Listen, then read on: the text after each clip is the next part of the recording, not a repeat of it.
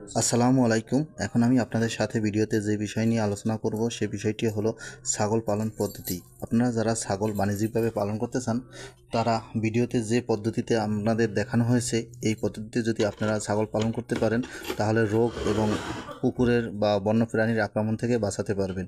তা না হলে আপনার ছাগল বাণিজ্যিকভাবে পালন করে কোনোভাবেই লাভবান হতে পারবেন না।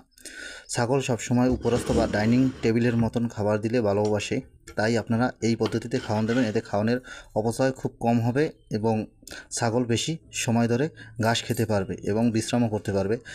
চালি যখন আপনারা তৈরি করবেন তখন ফাঁকগুলো খুব কম রাখবেন, কেননা হাফ ইঞ্চির নিচে রাখবেন, তাহলে যাতে গোবরগুলো বা লাতগুলো পড়ে যেতে পারে এরকমভাবে আপনারা রাখবেন। কিন্তু বেশি ফাঁক রাখলে তখন পাও আটকে যায়, বা সুপারি চেরা দিয়ে যদি বাটগুলো বেশি চ্যাপটা করে দেন তাহলে ভালো হয়, কেননা চিকুন দিলে অনেক সময় খুরে আটকে যায় বা খুরে সমস্যা হয়। এই কারণে আপনারা যখন চালিতে বা মাছা পদ্ধতিতে ছাগল পালন করবেন তখন প্রতিনিয়ত ছাগলের খুর কেটে রাখবেন, কেননা একটি খুর যদি বড় হয়ে যায় বা বেঁকা হয়ে যায় বা কোনো কারণে যদি গসা লেগে উঠে যায় তখন খুরটা আঘাতপ্রাপ্ত হয়, কেননা আঘাতপ্রাপ্ত হবে তখন আপনি আপনার খুরটি মনে করবেন যে খুরা রোগে আক্রান্ত হয়েছে।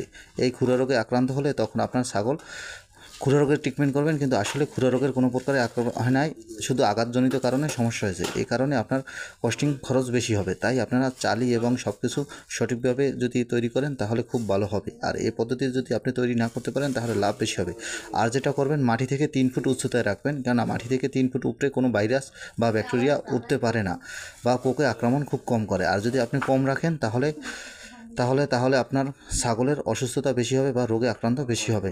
অনেক সময় খেয়াল রাখবেন যে ছাগলের যে লাতগুলো বের হয় বা পেচ্ছাপগুলো বের হয়, সেই পেচ্ছাপগুলো সামনে যদি আসে তখন গ্যাস হয়। এই গ্যাসের কারণে ছাগলের খাবারের রুচি কমে যায় বা অনেক সময় ছাগলের রোগ বেশি হয়, অনেক সময় বাপ দিয়ে পড়ে থাকে। কিন্তু এই সমস্যা দেখা দিলে আপনারা কোনো সময় কৃমি ঔষধ বেশি খাওয়াবেন না। অতিরিক্ত কৃমি ঔষধ খাওয়ালে ছাগল আস্তে আস্তে শুকিয়ে যায়।